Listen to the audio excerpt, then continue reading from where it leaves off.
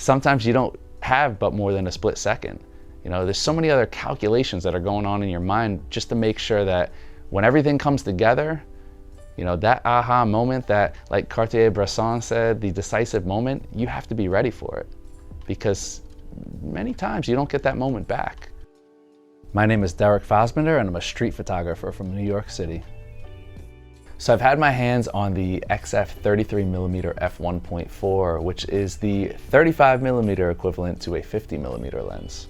Well, it's funny, because I'm a lifelong wider end of the street photography spectrum. You know, my work dances a balance between isolation and environment. It's really the epitome of these focal ranges. You know, 24mm is environment, 85mm isolation.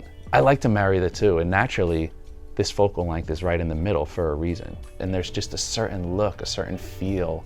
And my photography's always been driven by a look and a feeling. One of the great things about the 35mm, the 33mm, is the resolution's there.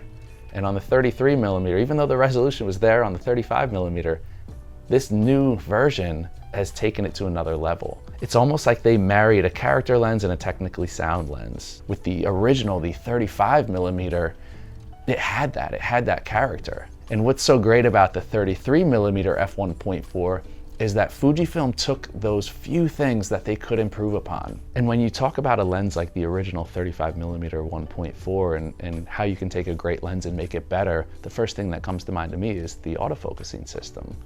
Working in the street primarily means that your autofocusing has to not only be fast, it's got to be accurate, it's got to be silent, because there's always situations that are going to call for one of those three things. You know, sometimes I'm mere feet from my subject, and I don't want them to know that I'm taking an image. I want to be low profile. I want to capture life as it happens naturally. This lens with the linear autofocusing system, it's quiet, it's fast, it's accurate, especially when paired with these new X series cameras. I don't want to go out there and have to worry about, did I get my shot? I want to get my shot. I don't want the gear to be in my head. I want the image, I want the story, I want what I'm trying to tell to be on my mind. For me, I've always paid attention to what's out of focus as much as what's in focus in the frame. And not necessarily from the standpoint of the shape of the bokeh, but it's just an overall feel. I like a nice, soft, ethereal feel to what's out of focus. I like a nice fall off. And I feel that although the 35mm wasn't lacking in that, the 33 took it to another level. There's just a softness to what's out of focus that really expanded upon the beauty of the 35mm. I need a small form factor, I need light. I'm spending so many hours in the street out there documenting that I can't be weighed down. I like that you can get the speed of one of those big bulky lenses in the form factor of something that's much slower. I just want to have something light, easy to carry, something that I can tuck under my arm and go. You know, one of the things that I love most about this lens is not about the lens itself, it's about the direction that Fujifilm has gone. It's about the thought process behind this lens, behind why this lens is standing here before you.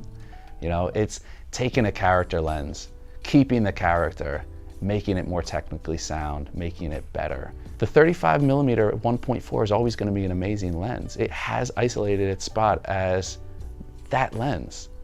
And I'm like, wow, like they took the magic of this lens, put it in this lens, didn't lose a beat, and only added to it, only made it better.